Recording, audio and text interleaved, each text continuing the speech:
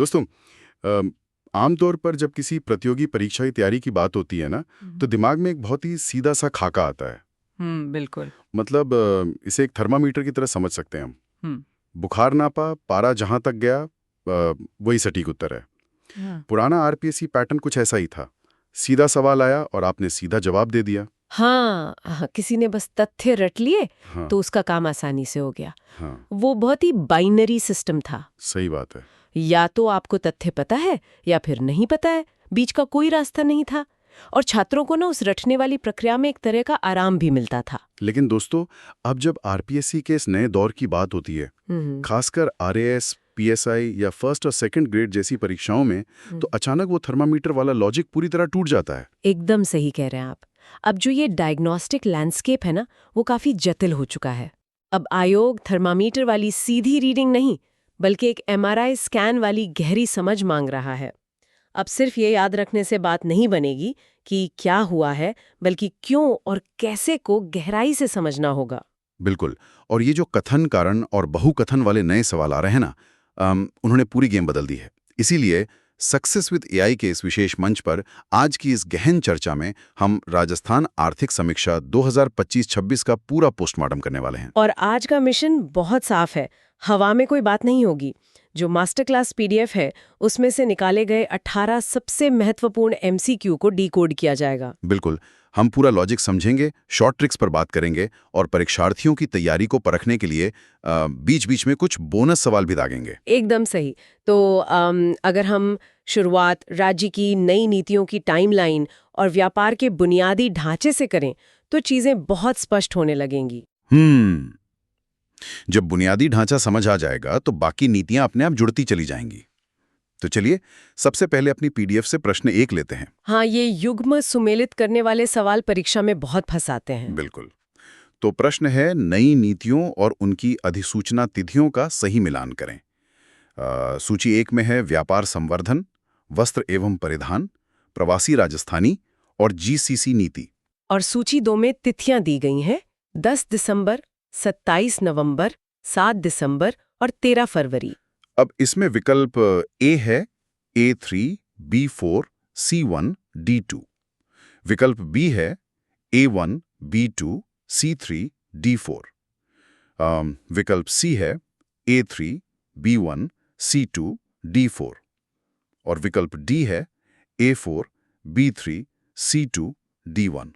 आह, परीक्षा में ऐसे सवाल देखकर किसी भी छात्र का घबराना स्वाभाविक है। इतनी सारी तारीखें कोई कैसे याद रख सकता है? वही तो। लेकिन यहाँ सबसे शानदार बात यह है कि इन तारीखों को अलग-अलग रटने की बिल्कुल जरूरत नहीं है। इसके लिए एक बहुत ही बेहतरीन देसी ट्रिक है। सही उत्तर इसका विकल्प ए है। और छात्रों को बस एक क्रोनोलॉजी, एक छोटी सी कहानी याद रखनी है। स्किल अप्रैल में, जीसीसी नवंबर में, ट्रेड 7 दिसंबर को, प्रवासी 10 दिसंबर को, यूथ जनवरी में और टेक्सटाइल फरवरी में। अरे वाह, ये तो बहुत ही सॉलिड तरीका है। मतलब कहानी कुछ इस तरह बन रही है कि पहले युवाओं में स्किल आई अप्रैल में। बिल्कुल। जब स्किल आई तो उनके लिए जीसीसी हब बने नवंबर में। हब बनने से ट्रेड यानी व्यापार बढ़ा 7 दिसंबर को। बिल्कुल। व्यापार बढ़ा तो प्रवासी राजस्थानी लौट कर आए 10 दिसंबर को। एकदम सही। और इन सब के बाद जनवरी में यूथ नीति आई और अंत में फरवरी में टेक्सटाइल का काम चमका। देखा, जब लॉजिक से जोड़कर कहानी बनाई जाती है ना, तो दिमाग उसे कभी नहीं भूलता।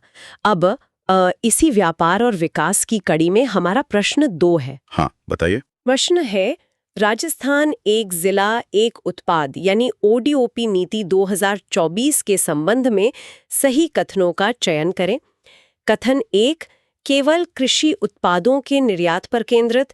कथन 2, नए उद्यमों हेतु मार्जिन मनी। और कथन 3, ई कॉमर्स प्रोत्साहन और गुणवत्ता प्रमाणन।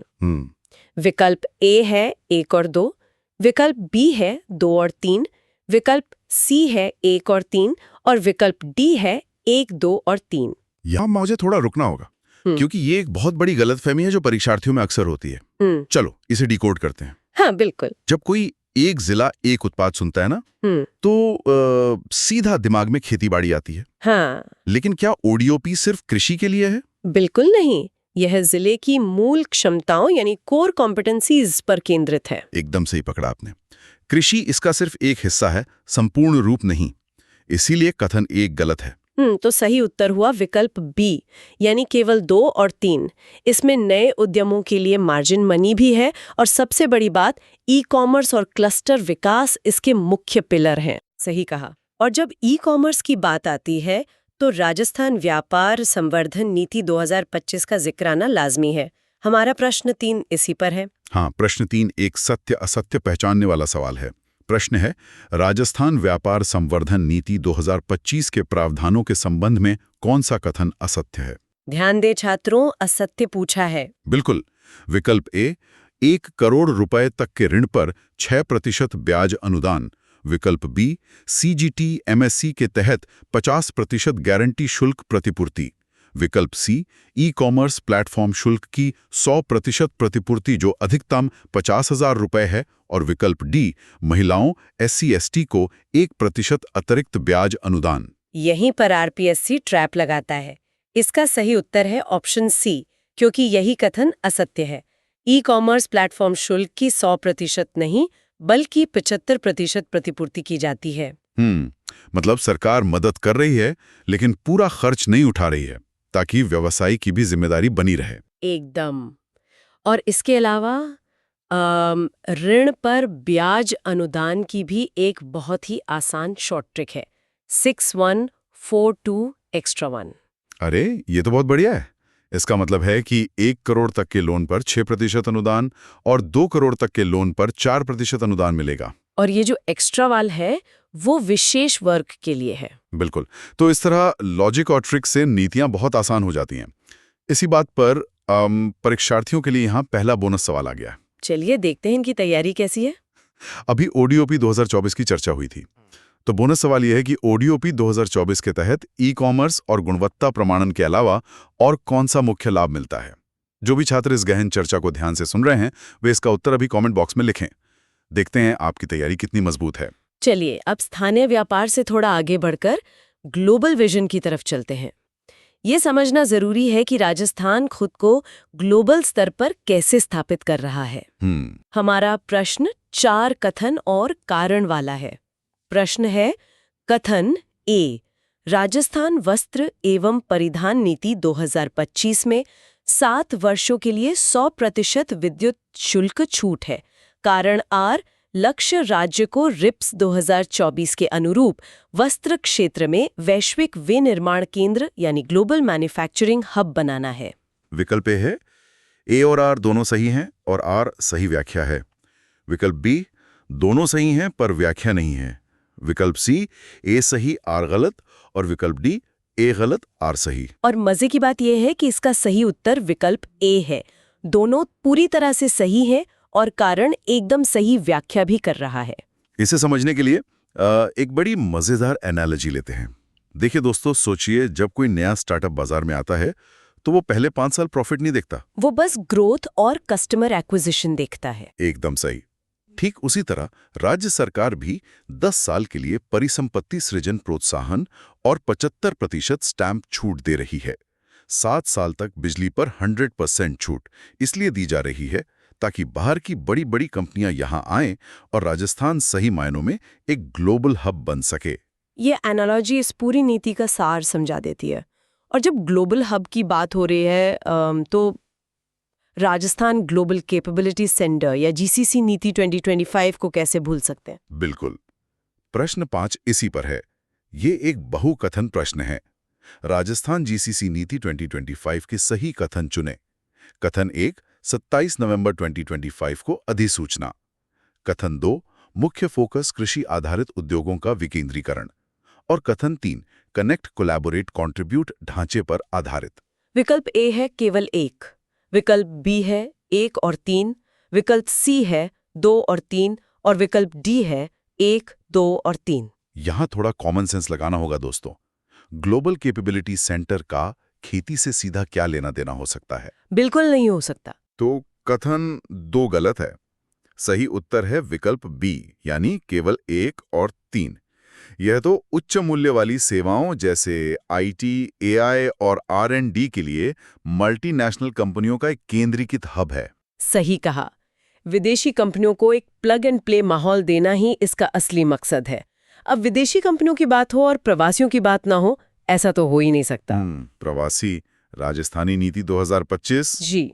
प्रश्न 6 इसी पर है, जहां हमें इसके प्रमुख स्तंभों को उनके उद्देश्यों से सुमेलित करना है। स्तंभ है ए ब्रिज, बी ड्राइव, सी एक्सेलरेट और डी इंश्योर। और इसके जो विकल्प हैं उसमें से सही कॉम्बिनेशन चुनना है।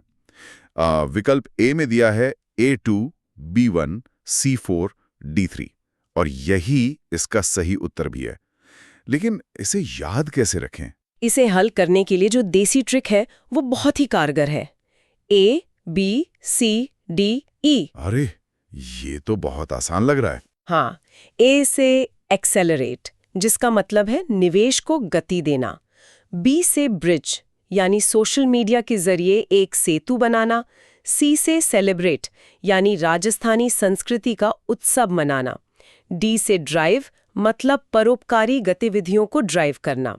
और E से एंश्योर, यानी शिकायत निवारण सुनिश्चित करना। यह ABCDE वाला फॉर्मूला तो एकदम अचूक है। और दोस्तों, यहीं पर आता है आपका दूसरा बोनस सवाल। देखते हैं कौन सही जवाब देता है। बोनस सवाल है, प्रवासी नीति के इस ABCDE ट्रिक में C का मतलब क्या है? अभी इसकी चर्चा हुई है, तुरंत अपना उत्तर कमेंट बॉक्स में ड्रॉप करें। चलिए, अब औद्योगिकरण और ग्लोबल निवेश की बात तो हो गई, लेकिन अगर हम इसे बड़े परिप्रेक्ष्य में देखें तो बिना संसाधनों के ये मैन्युफैक्चरिंग कैसे होगी? यहीं से बात पर्यावरण और सतत विकास की तरफ मुड़ती है। एकदम सही पॉइंट। और इसी से जुड़ी है राजस्थान खनिज नीति 2024।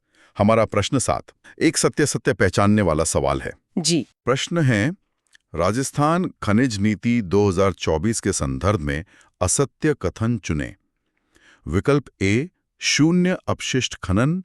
विकल्प बी, अवैध गतिविधियों के लिए GPS ट्रैकिंग। विकल्प सी, GSDP में खनिज क्षेत्र के योगदान को सीमित करना। और विकल्प डी, AI आधारित निगरानी। अरे, ये विकल्प सी तो सुनकर ही हंसी आती है। वही ना। कोई भी राज्य अपने GSDP में किसी क्षेत्र के योगदान को सीमित क्यों करना चाहेगा? लक्ष्य तो हमेशा इसे बढ़ाने का होता है। तो सही उत्तर है विकल्प सी, क्योंकि यह कथन पूरी तरह से असत्य है। लॉजिक बिल्कुल क्लियर है। आर्थिक समीक्षा का मुख्य उद्देश्य ही अर्थव्यवस्था को बढ़ाना है। हालांकि यह वृद्धि टिकाऊ और पारदर्शी होनी चाहिए। बिल्कुल, सस्टेनेबिलिटी बहुत जरूरी है। और सस्टेनेबिलिटी का इससे भी बड़ा उदाहरण M-SAND नीति 2024 है। हमारा प्रश्न 8 कथन और कारण वाला है। कथन ए, राज्य ने M-SAND नीति 2024 लागू की है। कारण आर, नदी रेत के खनन से जुड़ी पर्यावरणीय चिंताओं को कम करना आवश्यक था। विकल्प ए है, दोनों सही हैं और सही व्याख्या है। विकल्प बी है, दोनों सही है पर व्याख्या नहीं है। इसी तरह सी और डी है। और ये बात 100% सच है। इसका सही उत्तर है विकल्प ए। इसे हम सिंथेटिक डायमंड या डाइट कोक के उदाहरण से समझ सकते हैं। वो कैसे? जैसे लैब ग्रोन डायमंड काम हीरे का ही करता है, चमकता भी वैसा ही है, लेकिन उसके लिए गहरी खदानें नहीं खोदनी पड़ती। M-SAND यानी मैन्युफैक्चर्ड सैंड भी बिल्कुल वैसी ही है। C&D यानी निर्माण कचरे को रिसाइकल करके बजरी बनाई जा रही है ताकि हमारी नदियों को बचाया जा सके। बहुत ही सटीक तुलना है। अब जब सरकार ऐसा कोई बड़ा बदलाव लाती है ना, तो वो उद्योगों को कुछ रियायतें भी देती है। हमारा प्रश्न 9 इन्हीं रियायतों पर है। हाँ, ये बहुकथन प्रश्न है। प्रश्न है, M-SAND नीति 2024 की रियायतों के कूट चुनें। 1, रॉयल्टी में 50% छूट। 2, 10 वर्षों के लिए बिजली शुल्क 100% माफ। 3, 2028-29 तक सरकारी परियोजनाओं में M-SAND उपयोग 50% तक बढ़ाना। विकल्प ए है 1 और 2, विकल्प बी है 1 और 3, विकल्प सी है 2 और 3 और विकल्प डी है 1, 2 और 3। यहीं पर परीक्षार्थियों को अलर्ट रहना है। इसका सही उत्तर है विकल्प बी, यानी केवल 1 और 3, क्योंकि ये जो बिजली वाली बात है ना, इसमें कैच है। बिल्कुल, इसकी बहुत ही आसान शॉर्ट ट्रिक है, टैक्स 75-10, लाइट 107। इसका मतलब है कि राज्य कर की प्रतिपूर्ति 75% होगी जो 10 साल के लिए मिलेगी। लेकिन जब बात लाइट यानी बिजली शुल्क की हो तो वो 100% माफ है। ओह, लेकिन सिर्फ 7 साल के लिए, 10 साल के लिए नहीं। सही कहा। और इसी के साथ आता है हमारा तीसरा बोनस सवाल। जी, अभी कमेंट बॉक्स में लिखें। चलिए पर्यावरण से आगे बढ़ते हैं और आते हैं उस मुद्दे पर जो हर छात्र के दिल के सबसे करीब है, रोजगार। बिल्कुल। प्रश्न 10 राजस्थान रोजगार नीति 2026 के आर्थिक डेटा पर है। असत्य कथन पहचानना है। विकल्प ए, राज्य की LFPR 64.4% है। विकल्प बी, राज्य की LFPR राष्ट्रीय औसत से कम है। विकल्प सी, बेरोजगारी दर 4.2% है। और विकल्प डी, जनसांख्यिकीय लाभ का उपयोग करने का प्रयास। यहाँ एक बहुत ही दिलचस्प आर्थिक पहेली सामने आती है। इसका सही उत्तर है विकल्प बी, यही कथन असत्य है। और यहीं पर कहानी में ट्विस्ट है दोस्तों। राजस्थान की LFPR जो कि 64.4% है, वो राष्ट्रीय औसत से कम नहीं बल्कि अधिक है। LFPR का मतलब है कि वर्किंग एज की कितनी आबादी काम कर रही है या काम की तलाश में है। लेकिन देखिए यहाँ एक बहुत बड़ा विरोधाभास है। हमारी भागीदारी दर इतनी अच्छी है लेकिन फिर भी बेरोजगारी दर 4.2% दर्ज की गई है। इसका सीधा सा मतलब है कि युवा काम करना चाहते हैं लेकिन या तो उनके पास सही स्किल नहीं है या फिर बाजार में उनके लायक अवसर नहीं है। बिल्कुल सही विश्लेषण। और इसीलिए प्रश्न 11 इस नीति के विजन और मिशन पर है। कथन 1, 2030 तक $350 बिलियन की अर्थव्यवस्था। कथन 2, मार्च 2029 तक 15 लाख रोजगार।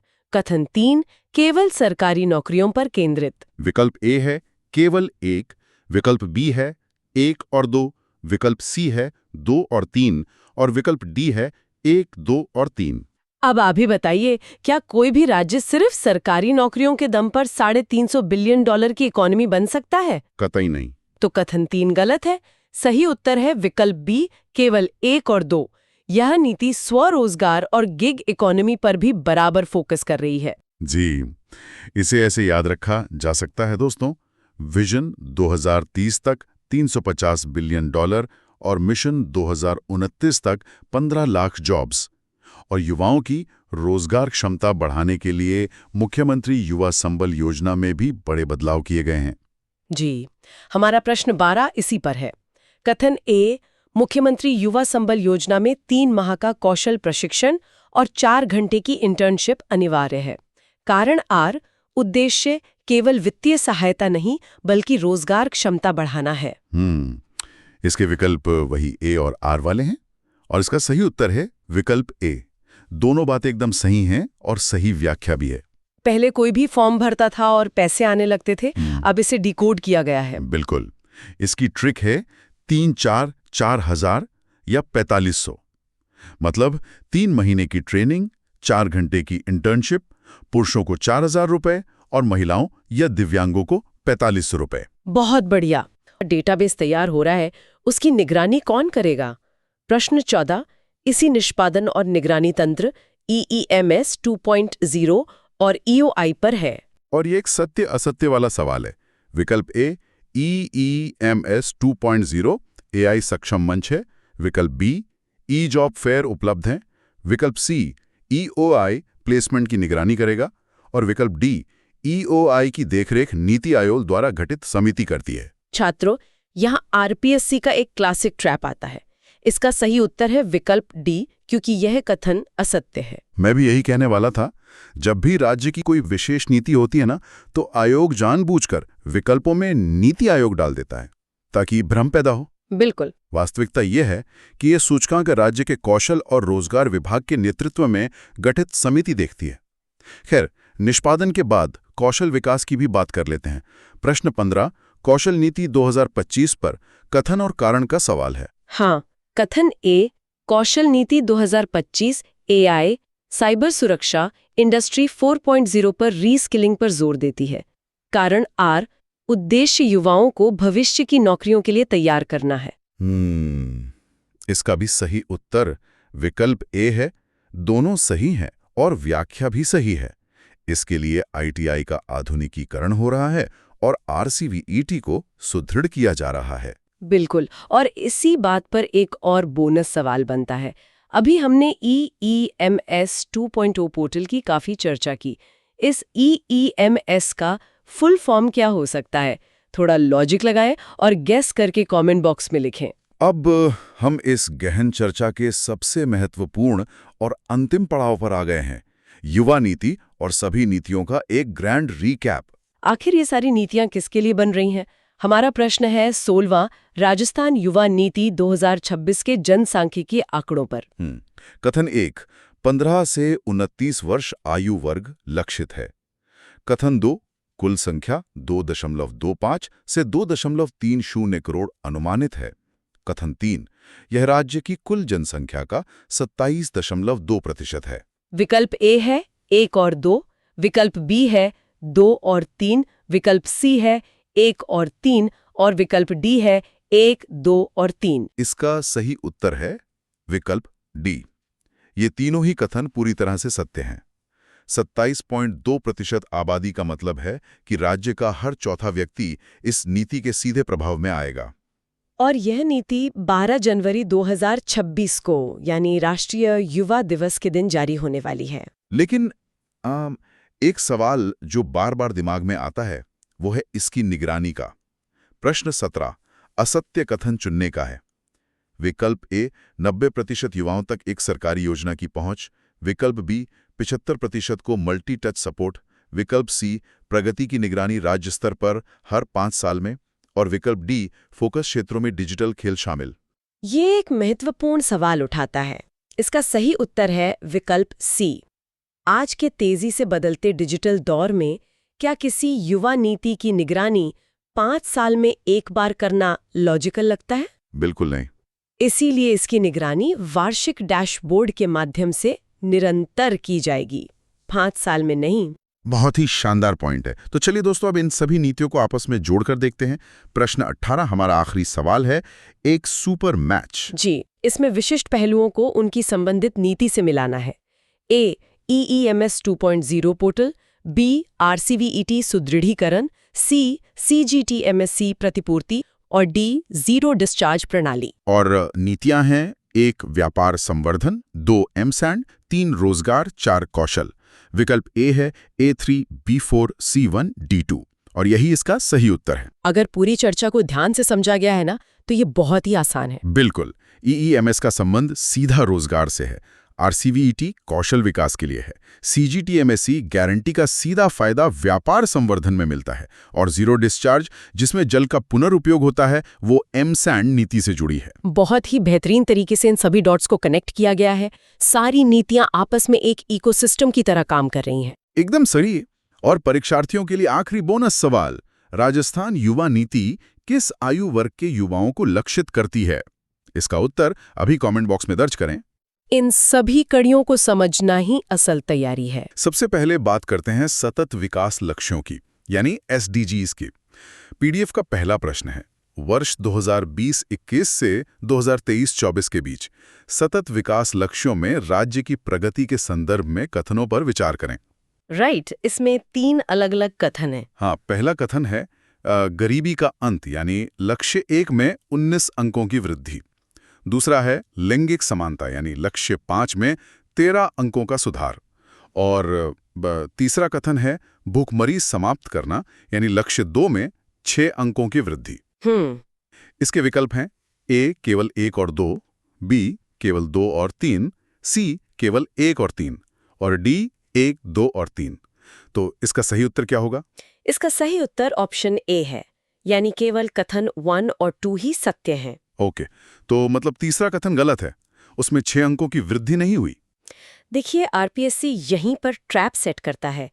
लक्ष्य 2 जो भुखमरी का है ना, उसमें 6 नहीं बल्कि पूरे 11 अंकों की वृद्धि हुई है। ओह अच्छा, तो फिर वो 6 अंकों वाला डेटा कहाँ से आया?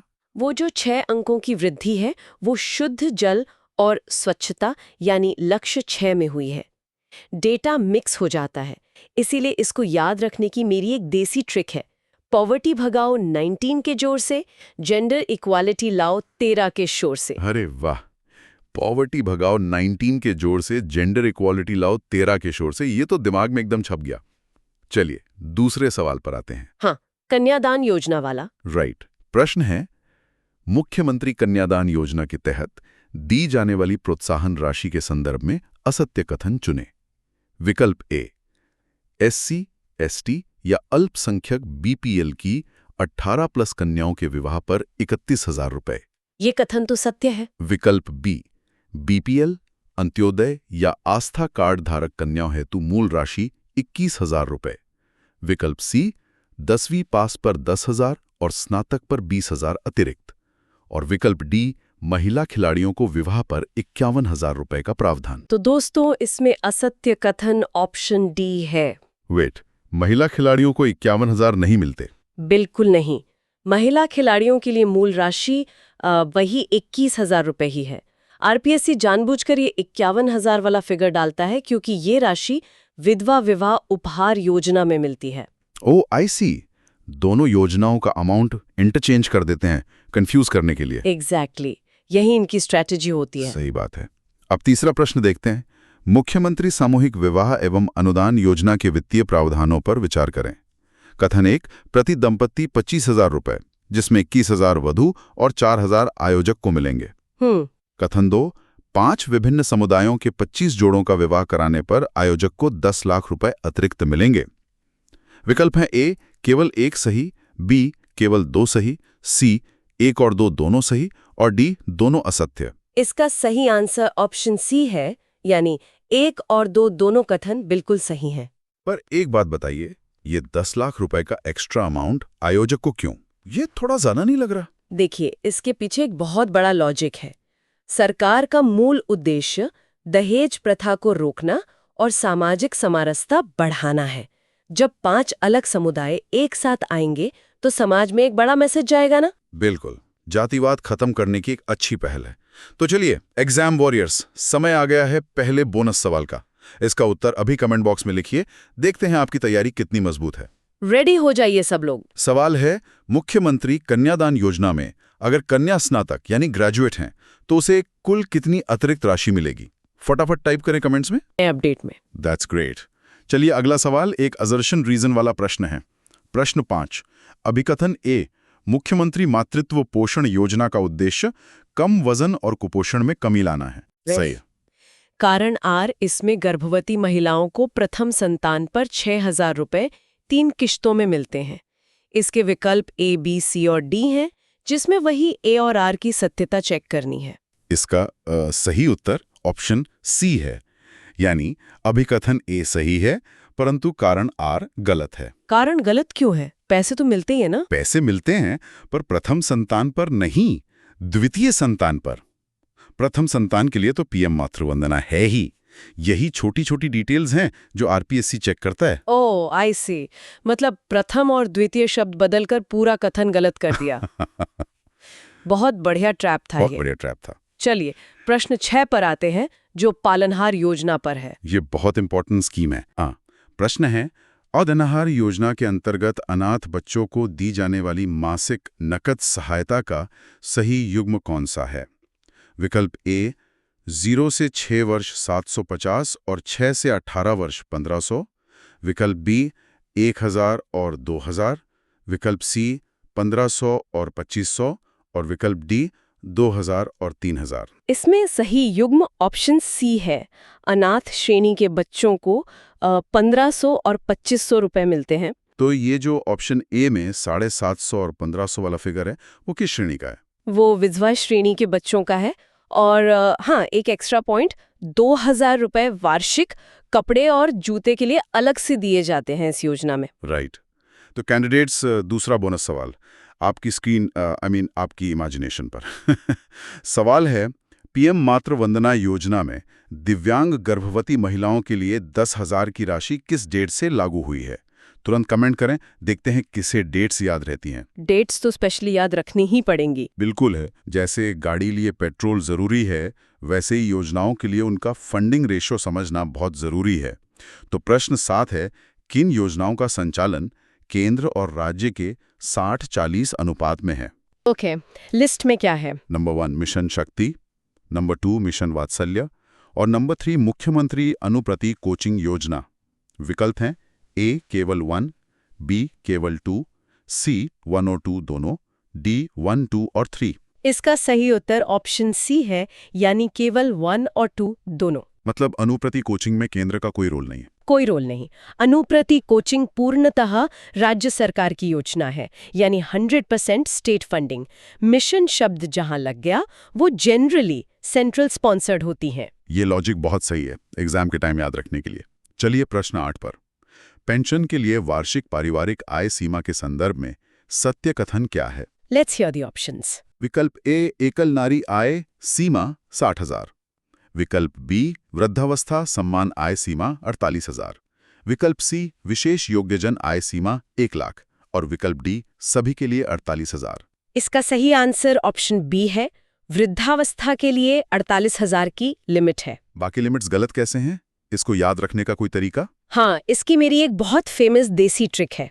सुनिए, नारी और वृद्ध 48, दिव्यांग का 7 पार। अरे वाह। मतलब एकल नारी और वृद्धावस्था के लिए 48,000 और विशेष योग्यजन यानी दिव्यांग के लिए 60,000 की लिमिट है। नारी और वृद्ध 48, दिव्यांग का 7 पार। सुपर्ब। चलिए प्रश्न 9। इंदिरा गांधी राष्ट्रीय विधवा पेंशन योजना वित्तीय प्रावधानों पर विचार करें। 1. 40 से 75 वर्ष को 1250 रुपये प्रति माह। 2. 75 प्लस वर्ष को 1500 प्रति माह। 3. 80 प्लस आयु के लिए केंद्र का अंशदान 500 प्रति माह। विकल्प हैं ए 1 और 2, बी 2 और 3, सी 1 और 3, डी 1, 2 और 3। इसका आंसर है ऑप्शन डी, यानी तीनों कथन सही हैं। तो इसमें स्टेट और सेंटर का स्प्लिट कैसे काम करता है 80 की उम्र के आगे पीछे? देखिए, कुल पेंशन में दोनों का हिस्सा होता है। जब उम्र 80 से कम होती है तो केंद्र सिर्फ 300 रुपये देता है। जैसे ही 80 क्रॉस होती है, केंद्र अपना अंशदान बढ़ाकर 500 रुपये कर देता है। अच्छा, अब समझ आया। तो आधा सफर तय हो गया दोस्तों। तीसरा बोनस सवाल आ रहा है। इसका उत्तर अभी कमेंट बॉक्स में लिखिए, देखते हैं आपकी तैयारी कितनी मजबूत है। सवाल है, अनुप्राति कोचिंग योजना में केंद्र और राज्य का फंडिंग अनुपात क्या है? जल्दी से लॉजिक लगाकर आंसर दीजिए। अगर हम इसे बड़े पिक्चर से जोड़े ना, तो राज्य का पूरा फोकस सबसे वंचित वर्ग पर है। हाँ, और उसी पर हमारा सेक्शन 4 है, विशेष योग्यजन। प्रश्न 10, मासिक पेंशन राशि का गलत युग्म चुनें। विकल्प ए सामान्य विशेष योग्यजन 1250। विकल्प बी सिलिकोसिस पीड़ित 1500। विकल्प सी कुष्ठ रोग मुक्त 2000 और विकल्प डी पात्रता आय सीमा 60,000। तो इसमें गलत युग्म है ऑप्शन सी। कुष्ठ रोग मुक्त व्यक्तियों के लिए यह राशि 2000 नहीं है। तो कितनी है फिर? उन्हें 2500 रुपये प्रति माह दिए जाते हैं, जो कि बाकियों से काफी ज्यादा है, ताकि उनका सही से पुनर्वास हो सके। सही बात है, उन्हें एक्चुअली सोसाइटी में सपोर्ट की ज्यादा जरूरत होती है।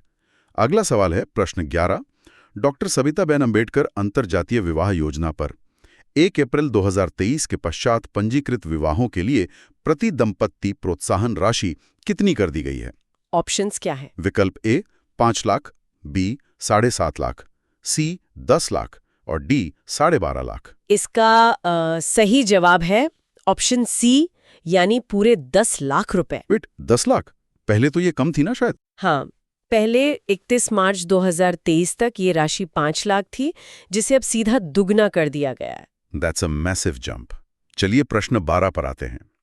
अंबेडकर डीबीटी वाउचर योजना लाभार्थियों की संख्या के संबंध में सही कथन चुनें। 1 एससी और एसटी प्रत्येक के लिए 1500। 2 ओबीसी और एमबीसी प्रत्येक के लिए 750। 3 ईडब्ल्यूएस के लिए 500। विकल्प हैं ए केवल 1, बी 1 और 2, सी 2 और 3, डी 1, 2 और 3। इसका सही उत्तर ऑप्शन डी है। तीनों ऑप्शंस का कोटा बिल्कुल सही है। और हमारे कैंडिडेट्स को याद दिला दूं कि यह योजना 2000 रुपये प्रति माह आवास यानी किराए हेतु दी जाती है उन कॉलेज छात्रों को जो जिला मुख्यालयों पर रहते हैं। बिल्कुल, ये उनके लिए बहुत बड़ी हेल्प होती है। तो एग्जाम वॉरियर्स, चौथा बोनस सवाल हाजिर है। सवाल है, सिलिकोसिस पीड़ित विशेष योग्यजन व्यक्ति को प्रतिमाह कितनी पेंशन दी जाती है? बिना वीडियो पीछे किए कमेंट बॉक्स में छाप दो। तो इन सब का क्या मतलब है? मेरा मतलब है कि जमीनी स्तर पर सच में बहुत बड़े बदलाव हो रहे हैं, खासकर ट्राइबल एरियाज में। और इसीलिए प्रश्न 13 उसी एरिया से है। पीएम जनधन योजना। बारान जिले में आवासीन शहरिया परिवारों को प्रति आवास कितनी वित्तीय सहायता दी जाती है? विकल्प ए 1.20 लाख, बी 1.50 लाख, सी 2.37 लाख, डी 5.00 लाख। इसका सही उत्तर ऑप्शन सी है, यानी 2.37 लाख रुपए। ये 2.37 लाख फिगर बड़ा टेक्निकल लग रहा है, राउंड फिगर क्यों नहीं रखा? यही योजना की खासियत है। इस 2.37 लाख में दरअसल 3 चीजें हैं: मकान बनाने का पैसा, शौचालय का पैसा और MNREGA की मजदूरी का पैसा। तीनों मिलाकर ये फिगर बनता है। अच्छा, तब जाके ये ऑड नंबर आता है। प्रश्न 14 जनजाति खाद्य सुरक्षा योजना पर असत्य कथन चुने। 1 बारा की सहारियां और उदयपुर की खुथुड़ी खरवा जनजाति को लाभ। 2 प्रति परिवार 250 ml घी, 500 ml तेल, 500 ग्राम दाल में शुल्क। ओके। विकल्प हैं ए केवल 1, बी केवल 2, सी दोनों या डी कोई नहीं।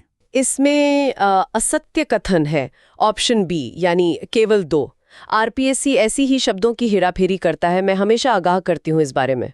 शब्दों की हेराफेरी कैसे? क्वांटिटी में गलती है? नहीं, खाद्य सामग्री प्रति परिवार नहीं दी जाती, बल्कि प्रति माह प्रति सदस्य दी जाती है। अगर परिवार में 6 लोग हैं तो चीजें मल्टीप्लाई हो जाएंगी। ओह वाह, प्रति परिवार लिख के पूरा गेम बदल दिया ऑप्शन में। प्रश्न 15 पर चलते हैं। मुख्यमंत्री घुमंतु आवास योजना 2024 22 अक्टूबर 2024 से लागू योजना के सही युग्म चुनें। विकल्प ए मकान निर्माण 1.20 लाख 3 किश्तों में। विकल्प बी शौचालय निर्माण 12,000। विकल्प डी MNREGA मजदूरी 90 व्यक्ति दिवस। विकल्प ई उपरोक्त सभी सही हैं। PDF के अनुसार यहां लास्ट ऑप्शन ही करेक्ट होगा। बिल्कुल, उपरोक्त सभी विकल्प सही हैं और इसमें 1,20,000 की 3 किश्तों का स्ट्रक्चर काफी क्लियर है।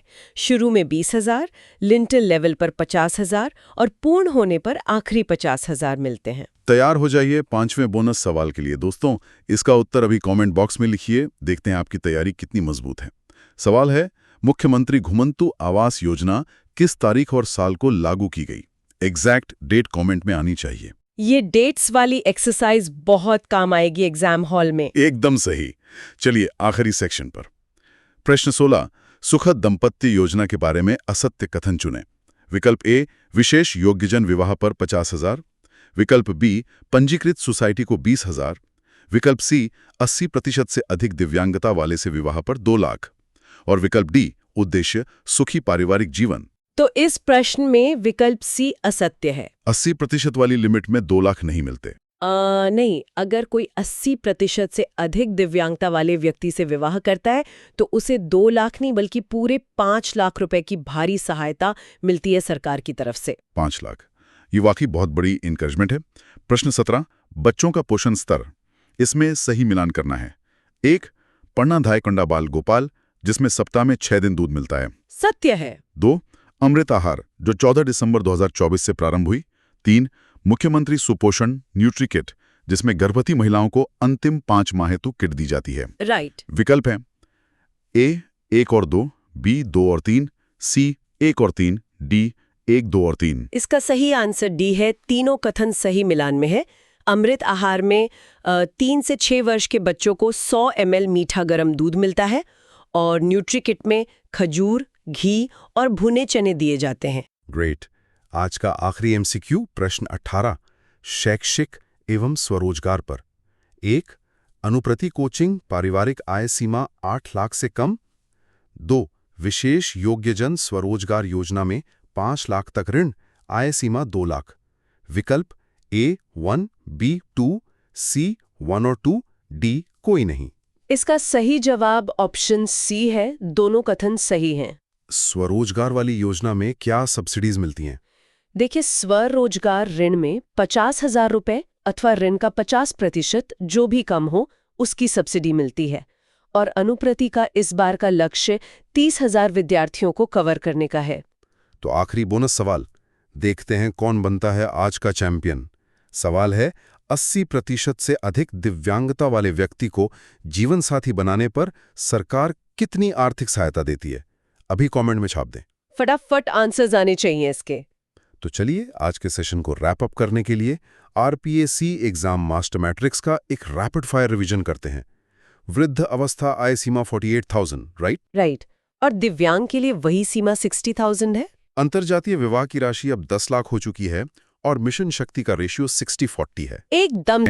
अर्थव्यवस्था को बूस्ट करने के लिए भारी निवेश चाहिए, तो शुरुआत करते हैं रिप्स और डेटा सेंटर्स से। हाँ, पहला प्रश्न लेते हैं। प्रश्न 1 है, राजस्थान निवेश प्रोत्साहन योजना यानी रिप्स 2024 के संदर्भ में कथनों पर विचार करें। कथन भी पढ़ दीजिए। कथन 1, इसका शुभारंभ 8 अक्टूबर 2024 को किया गया। कथन 2, विनिर्माण क्षेत्र में न्यूनतम 50 करोड़ और एमएसएमई हेतु 25 करोड़ के निवेश का प्रावधान है। और तीसरा कथन? कथन 3 है, योजना के तहत विद्युत शुल्क से 10 वर्षों के लिए 100% छूट दी जाती है। अब इसके विकल्प देख लेते हैं। विकल्प ए है केवल 1 और 2, बी है केवल 2 और 3, सी केवल 1 और 3 और डी है 1, 2 और 3। देखिए, अगर एक एस्पिरेंट की तरह सोचें तो कथन 3 एकदम सही लग सकता है, क्योंकि बड़ी योजनाओं में अक्सर 10 साल का ही फिगर सुनने को मिलता है। हाँ, लेकिन मुझे लग रहा है यही कोई कैच है। बिल्कुल, यही एग्जामिनर कैंडिडेट्स को फंसाता है। इसका सही उत्तर है विकल्प ए, केवल 1 और 2। कथन 3 पूरी तरह से गलत है। अच्छा, तो असल छूट कितने साल की है? आर्थिक समीक्षा के अनुसार विद्युत शुल्क और मंडी शुल्क में जो छूट मिलती है वो 10 वर्षों के लिए नहीं, बल्कि केवल 7 वर्षों के लिए दी जाती है। इसके पीछे कोई खास लॉजिक? लॉजिक बहुत गहरा है। सरकार किसी भी उद्योग को अनंत काल तक टैक्स फ्री नहीं कर सकती। रेवेन्यू तो चाहिए ना। 7 साल का समय किसी भी मैन्युफैक्चरिंग यूनिट के ब्रेक इवन यानी नो प्रॉफिट नो लॉस तक पहुंचने के लिए पर्याप्त माना जाता है। Point noted. एस्पिरेंट्स इसे याद रखने के लिए एक देसी ट्रिक आजमा सकते हैं। रिप्स में सरकार 7 जन्मों का साथ निभाती है, 10 साल का नहीं। हाँ, ये ट्रिक एग्जाम हॉल के प्रेशर में बहुत काम आएगी। चलिए अगले प्रश्न की तरफ बढ़ते हैं, जो उस पॉलिसी पर है जिसका मैंने इंट्रो में जिक्र किया था। प्रश्न 2 पढ़िए। प्रश्न 2 है, राजस्थान डेटा सेंटर नीति 2025 के संदर्भ में अभिकथन ए और कारण आर को पढ़ें। अभिकथन ए है, डेटा सेंटर क्षेत्र को आवश्यक सेवा संरक्षण अधिनियम यानी एस्मा के अंतर्गत आवश्यक सेवा वर्गीकृत कर 24x7 संचालन की अनुमति दी गई है। और कारण आर क्या कह रहा है? कारण आर है, इसका उद्देश्य डिजिटल सेवाओं और डेटा की खपत में हो रही तेज बढ़ोतरी के बीच राज्य में एक मजबूत इकोसिस्टम सुनिश्चित करना है। विकल्प बता दीजिए। ए है, दोनों सही हैं और आर सही व्याख्या करता है। बी है, दोनों सही हैं पर व्याख्या गलत है। सी है, ए सही आर गलत। और डी है, ए गलत आर सही। एस्पिरेंट्स के लिए बता दूं, एस्मा का मतलब है कि इस सेक्टर में अब कोई हड़ताल या शटडाउन नहीं हो सकता। लेकिन डेटा सेंटर्स को इतना हाई अलर्ट स्टेटस क्यों दिया जा रहा है? क्योंकि यार आज एआई और क्लाउड सर्विसेज का दौर है। आज अर्थव्यवस्था फैक्ट्रियों से ज्यादा सर्वर्स पर चल रही है। अगर सर्वर डाउन हुआ तो बैंकिंग और ई गवर्नेंस सब ठप। मतलब सर्वर डाउन तो इकोनॉमी डाउन। बिल्कुल, इसलिए इसका सही उत्तर है विकल्प ए। कारण एकदम सटीक तरीके से अभिकथन की व्याख्या कर रहा है। जबरदस्त इंसाइट। अब इस सेगमेंट का तीसरा प्रश्न देखते हैं, जो विशुद्ध डेटा पर है और आरपीएससी ऐसे फैक्ट्स पूछने के लिए कुख्यात है। प्रश्न 3, वर्ष 2025-26 के निवेश आंकड़ों के संदर्भ में निम्नलिखित कथनों पर विचार करें।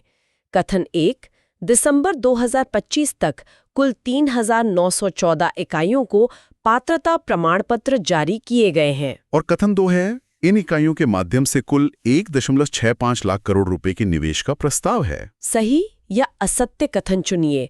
ए है केवल 1 सही, बी केवल 2 सही, सी 1 और 2 दोनों सही, या डी दोनों गलत।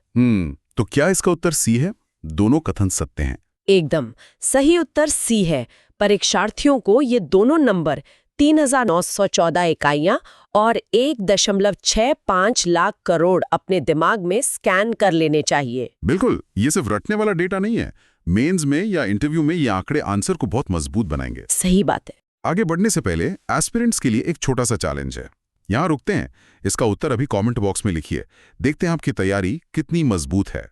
डेटा सेंटर नीति के तहत किस अधिनियम में 24/7 संचालन की अनुमति दी गई है। हाँ, शॉर्ट फॉर्म भी लिखेंगे तो चलेगा।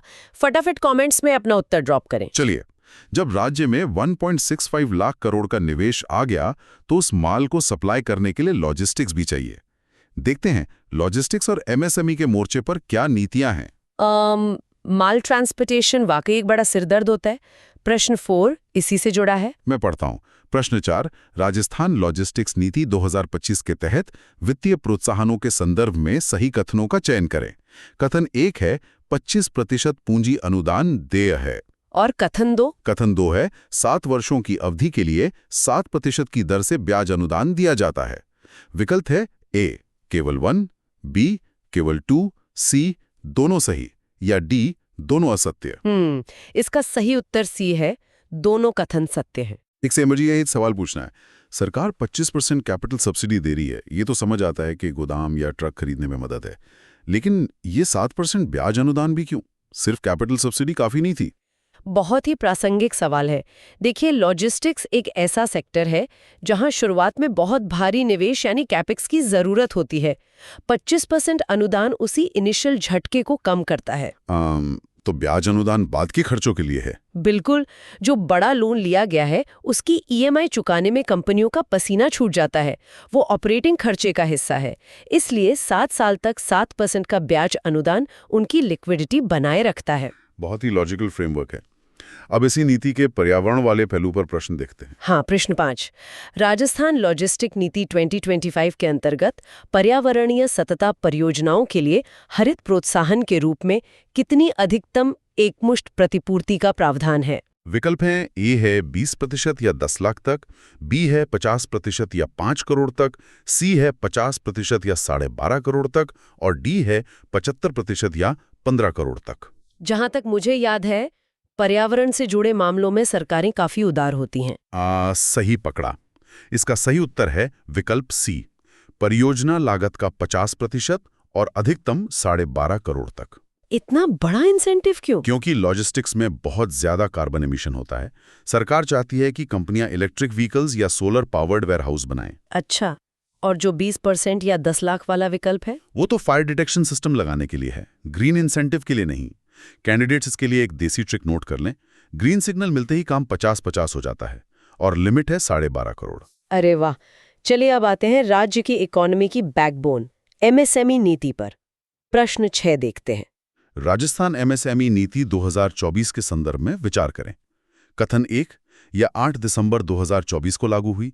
कथन 2, ये समस्त प्रोत्साहनों हेतु वन स्टॉप शॉप समाधान है। और कथन 3 है, चयनित इकाइयों को 50 करोड़ तक के ऋण पर रिप्स के तहत देय ब्याज अनुदान के अतिरिक्त 5% अतिरिक्त ब्याज अनुदान मिलेगा। विकल्प ए है 1 और 2, बी 2 और 3, सी 1 और 3, डी तीनों। मुझे यहाँ कथन 3 पर डाउट है। जब सरकार इतना प्रमोट कर रही है तो अतिरिक्त छूट 5% क्यों नहीं हो सकती? हाँ, यही तो राजकोषीय अनुशासन यानी फिस्कल डिसिप्लिन की बात आती है। सरकार का खजाना असीमित नहीं है। मतलब 5% का फिगर गलत है? बिल्कुल। रिप्स के ऊपर जो अतिरिक्त ब्याज अनुदान मिलता है वो 5% नहीं, सिर्फ 2% है। राज्य को अपना घाटा भी तो मेंटेन करना है, इसलिए सही उत्तर विकल्प ए है। ये बहुत ही शानदार तरीके से डिजाइन किया गया ट्रैप था। और अब समय है हमारे अगले चैलेंज का। पूछिए। इसका उत्तर अभी कमेंट बॉक्स में लिखिए। देखते हैं आपकी तैयारी कितनी मजबूत है। लॉजिस्टिक नीति के तहत 25% कैपिटल सब्सिडी की अधिकतम वार्षिक सीमा करोड़ में क्या है? जल्दी से आंसर दें। अब नीतियां तो हमने समझ ली, लेकिन टेक्नोलॉजी और इंफ्रास्ट्रक्चर के लेवल पर जमीनी काम कैसा हो रहा है, ये देखना भी उतना ही जरूरी है। एकदम सही। प्रश्न 7 इसी ग्राउंड रियलिटी के बारे में है। प्रश्न 7 है, एमएसएमई नीति 2024 के तहत तकनीकी एवं विपणन सहायता के संदर्भ में सही कथन चुनिए। कथन 1, सॉफ्टवेयर प्राप्त करने पर 50% या 5 लाख तक सहायता दी जाती है। और कथन 2 है, अंतर्राष्ट्रीय व्यापार मेलों में भाग लेने हेतु 75% या 1.5 लाख तक सहायता का प्रावधान है। विकल्प है ए केवल 1, बी केवल 2, सी दोनों, डी दोनों असत्य। यहाँ दिलचस्प बात देखिए, सॉफ्टवेयर के लिए सिर्फ 50% मिल रहा है, जबकि मेलों में जाने के लिए 75% सहायता। ऐसा क्यों? ये बिहेवियरल इकोनॉमिक्स का बहुत अच्छा उदाहरण है। सॉफ्टवेयर खरीदना आसान है, लेकिन एक छोटे व्यापारी को अंतर्राष्ट्रीय मेले में जाना बहुत जोखिम भरा लगता है। बिल्कुल। उस झिझक को तोड़ने और ग्लोबल एक्सपोजर देने के लिए सरकार वहां 75% तक सपोर्ट दे रही है। इसका सही उत्तर है विकल्प सी, दोनों कथन सत्य हैं। अब एक सीधा स्टैटिस्टिक्स वाला सवाल देखते हैं। प्रश्न 8 है, आर्थिक समीक्षा के अनुसार एमएसएमई नीति 2024 के अंतर्गत दिसंबर 2025 तक कितने आवेदकों को 188.92 लाख राशि का अनुदान वितरित किया जा चुका है? विकल्प हैं 150, 243, 343 या 500 आवेदक। इस तरह के प्रश्न देखकर एस्पिरेंट्स अक्सर घबरा जाते हैं। हाँ, लेकिन घबराने की जरूरत नहीं है, ये हाई प्रोबेबिलिटी वाला डेटा है। इसका सही उत्तर है विकल्प सी, 343 आवेदक। मतलब दिसंबर 2025 तक 343 आवेदकों को ये अनुदान मिला है। इसे तो सीधे रटना ही पड़ेगा। बिल्कुल, सीधे नोट्स में हाईलाइट कर लें। चलिए अब एक ट्रिकी प्रश्न की ओर बढ़ते हैं। क्लस्टर विकास योजना। प्रश्न 9, एकीकृत क्लस्टर विकास योजना 2024 के घटकों पर विचार करें। कथन 1, कच्चा माल डिपो हेतु 8% ब्याज अनुदान है। कथन 2, कॉमन फैसिलिटी सेंटर्स यानी CFC हेतु 90% सहायता है। और कथन 3 है, ग्रीनफील्ड्स एमएसएमई क्लस्टरों के विकास हेतु 80% सहायता देय है। विकल्प है ए केवल 1 और 2, B 2 और 3, C 1 और 3, D तीनों। कैंडिडेट्स को बता दूं कि CFC वो जगह हैं जहां महंगी मशीनें शेयरिंग के लिए लगी होती हैं। लेकिन एक्सपर्ट, ये ग्रीनफील्ड क्या है और कथन 3 में क्या गड़बड़ है? ग्रीनफील्ड का मतलब है एकदम खाली बंजर जमीन पर स्क्रैच से प्रोजेक्ट शुरू करना। कथन 3 गलत है, क्योंकि नए क्लस्टर में रिस्क ज्यादा होता है, इसलिए सरकार केवल 60% सहायता देती है। अच्छा, तो 80% सहायता किसे मिलती है? वो मौजूदा क्लस्टर्स यानी ब्राउनफील्ड प्रोजेक्ट्स के अपग्रेडेशन के लिए है, क्योंकि वहां रिस्क कम है। इसलिए सही उत्तर है ए, केवल 1 और 2। इसको ऐसे समझें कि खाली जमीन पर नई फैक्ट्री लगाना रिस्की है, इसलिए 60% बैकअप है। पुरानी फैक्ट्री को मॉडर्न बनाने में 80% सपोर्ट है। एकदम सही एनालॉजी। और अब एक छोटा सा ब्रेक इस सवाल के साथ। इसका उत्तर अभी कमेंट बॉक्स में लिखिए। देखते हैं आपकी तैयारी कितनी मजबूत है। एमएसएमई नीति के तहत व्यापार मेलों के लिए कितने प्रतिशत सहायता का प्रावधान है? 50% या 75%? तुरंत टाइप करें। बहुत बढ़िया। अब हम बात करेंगे इकोनॉमी के उस हिस्से की जो अक्सर पीछे छूट जाता है। हाशिए पर खड़े वर्ग। यहाँ दलित और आदिवासी वर्गों के लिए ब्रूपी यानी BRUPY योजना एक मील का पत्थर है। प्रश्न 10, ब्रूपी योजना के संदर्भ में कथन चुनिए। कथन 1, इस योजना का लाभ लेने हेतु साझेदारी फर्मों में कम से कम 51% स्वामित्व SC/ST व्यक्तियों का होना अनिवार्य है। और कथन 2 है, 5 करोड़ से 10 करोड़ तक के ऋण पर 6% की दर से ब्याज अनुदान है। विकल्प ए केवल 1, B केवल 2, C दोनों या D कोई नहीं। मुझे यहाँ ब्याज दरों के स्लैब में एक अजीब बात लग रही है। क्या अजीब लग रहा है? जब लोन बड़ा है 5 से 10 करोड़, तो अनुदान सिर्फ 6% क्यों? छोटे लोन्स पर तो शायद ज्यादा छूट मिलती है। बिल्कुल सही ऑब्जर्वेशन है। इसका सही उत्तर C है, दोनों कथन सही हैं। इसके पीछे का लॉजिक है वेल्थ डिस्ट्रीब्यूशन। अच्छा, मतलब छोटे उद्यमियों को ज्यादा सपोर्ट? एकदम। सरकार चाहती है ज्यादा से ज्यादा छोटे लोग उद्यमी बने। 25 लाख तक के लोन पर 9% अनुदान है। जैसे जैसे लोन बढ़ता है, अनुदान की दर कम होती जाती है। ये तो बहुत ही स्मार्ट पॉलिसी मेकिंग है। अब इसी योजना में मार्जिन मनी से जुड़ा प्रश्न 11 देखते हैं। प्रश्न 11 है, ब्रूपी योजना के तहत पात्र आवेदकों को अधिकतम कितनी मार्जिन मनी अनुदान देय है? विकल्प ए 15%, B 20%, C 25% या D 50%? मार्जिन मनी का मतलब है स्किन इन द गेम। जब आप बैंक से लोन लेते हैं तो बैंक कहता है कुछ पैसा खुद भी लगाओ, वो खुद का हिस्सा मार्जिन मनी होता है। बिल्कुल सटीक। और इस योजना में सरकार कह रही है कि वो मार्जिन मनी हम देंगे। इसका सही उत्तर है विकल्प C। मतलब परियोजना लागत का 25%। हाँ, 25% अनुदान, जिसकी अधिकतम सीमा 25 लाख रुपए है। बहुत ही शानदार पहल है। अब आते हैं एक बहुत चर्चित योजना पर जो पारंपरिक कारीगरों के लिए है, PM विश्वकर्मा योजना। प्रश्न 12, PM विश्वकर्मा योजना के कथनों पर विचार करें। कथन 1, इसमें बढ़ईगिरी, लोहार आदि सहित 18 ट्रेड शामिल हैं। कथन 2, ट्रेनिंग के दौरान प्रतिदिन 500 रुपए का स्टाइपेंड मिलता है। और कथन 3 है, राज्य सरकार द्वारा योजना में 2% अतिरिक्त ब्याज अनुदान दिया जाता है, जिससे प्रभावी दर केवल 3% रह जाती है। विकल्प हैं ए 1 और 2, बी 2 और 3, सी 1 और 3, डी तीनों। ये तो कोऑपरेटिव फेडरलिज्म का बेहतरीन उदाहरण है। एकदम सही। इसका सही उत्तर डी है। सभी कथन सत्य हैं।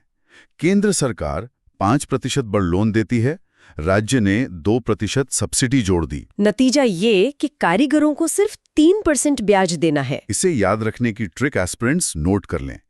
केंद्र की 5% में से राज्य ने 2% का बोझ उठाया, बचे सिर्फ 3%। इसे विश्वकर्मा के 3 तीर से याद रखें। और अब आपकी बारी। इसका उत्तर अभी कमेंट बॉक्स में लिखिए। देखते हैं आपकी तैयारी कितनी मजबूत है। पीएम विश्वकर्मा योजना में स्किल ट्रेनिंग के दौरान हर दिन कितने रुपए का स्टाइपेंड मिलता है? चलिए अब मास्टर क्लास के आखिरी सेगमेंट की ओर बढ़ते हैं। राज्य का भविष्य 2 चीजों पर टिका है, युवा स्वरोजगार और बढ़ता निर्यात। हाँ, प्रश्न 13 देखते हैं। विश्वकर्मा युवा उद्यमी प्रोत्साहन योजना के संदर्भ में विचार करें।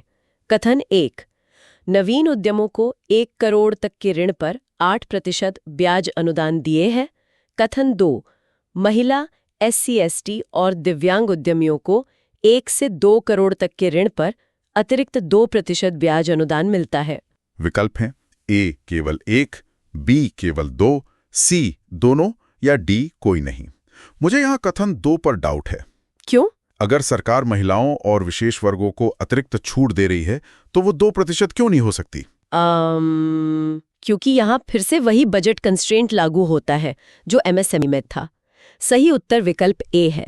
कथन 2 असत्य है। अच्छा, तो असल छूट कितनी है? विशेष श्रेणी को अतिरिक्त ब्याज अनुदान केवल 1% है, 2% नहीं। एग्जामिनर 1 की जगह 2 लिखकर नेगेटिव मार्किंग करवाता है। बहुत ही माइन्यूट डिटेल थी ये। अब मुख्यमंत्री युवा स्वरोजगार योजना 2026 के 2 प्रश्न 14 और 15 को हम एक साथ देखते हैं। प्रश्न 14 है, इस योजना के तहत कितने युवाओं को लाभान्वित करने का लक्ष्य है और आयु सीमा क्या है? विकल्प सी है 18 से 45 वर्ष के 1 लाख युवा। और यही इसका सही उत्तर भी है। बिल्कुल। इसकी देसी ट्रिक है, युवा 18 में जोश में आता है और 45 तक हार नहीं मानता और लक्ष्य है पूरे 1 लाख का। क्या बात है। अब प्रश्न 15 देखते हैं। प्रश्न 15 में योग्यता आधारित ऋण सीमा के कथन हैं। कथन 1, 8वीं 12वीं पास हेतु विनिर्माण में 7.5 लाख सीमा। कथन 2, स्नातक पास हेतु 10 लाख सीमा। और कथन 3 है, दोनों श्रेणियों में 25% मार्जिन मनी सहायता दी जाती है। मुझे कथन 3 खटक रहा है। ब्रूपी में मार्जिन मनी 25% थी, तो यहाँ क्या दिक्कत है? दिक्कत यह है कि योजना आम युवाओं के लिए है। युवाओं के पास अक्सर कोई पुश्तैनी बचत नहीं होती। तो मार्जिन मनी का बोझ कम रखा गया है? बिल्कुल। यहाँ मार्जिन मनी 25% नहीं, सिर्फ 10% है। इसलिए प्रश्न 15 का सही उत्तर विकल्प ए है, केवल 1 और 2। बड़ी शानदार डिकोडिंग। तो चलिए आपके लिए अगला सवाल हाजिर है। इसका उत्तर अभी कमेंट बॉक्स में लिखिए। देखते हैं आपकी तैयारी कितनी मजबूत है। मुख्यमंत्री युवा स्वरोजगार योजना के तहत कुल कितने युवाओं को लाभान्वित करने का लक्ष्य है? अब आज के सेशन के अंतिम 3 प्रश्नों को देखते हैं जो सीधे तौर पर राज्य के निर्यात से जुड़े हैं। प्रश्न 16 युवा उद्यमिता प्रोत्साहन योजना पर है। कथन 1, 1000 औद्योगिक इकाइयों को वित्तीय सहायता का लक्ष्य है। कथन 2, 45 वर्ष से कम आयु के उद्यमियों को 2 करोड़ तक के ऋण पर 6% सब्सिडी है। विकल्प है ए केवल 1, बी केवल 2, सी दोनों, डी दोनों असत्य।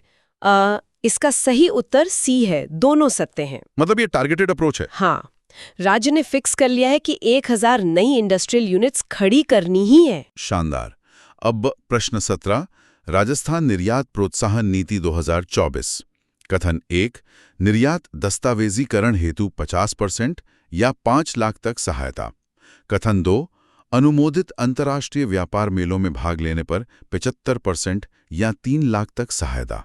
इसके विकल्प भी ए, बी, सी, डी वही है और इसका उत्तर भी सी है, दोनों सत्य है। एक्सपोर्ट में सबसे बड़ी बाधा डॉक्यूमेंटेशन ही होती है ना? बिल्कुल। इसीलिए सरकार दस्तावेजीकरण पर 50% और मार्केटिंग पर 75% की भारी सहायता दे रही है। और अब इस डेटा का रिजल्ट देखते हैं अंतिम प्रश्न में।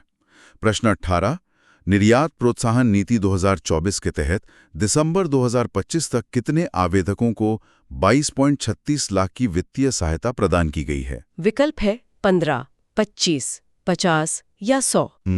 ये एकदम रीसेंट डेटा है। हाँ, और इसका सही उत्तर है विकल्प बी, 25 आवेदक। मतलब नीतियां फाइलों से निकलकर जमीन पर उतर रही हैं। बिल्कुल। ये हुई ना बात।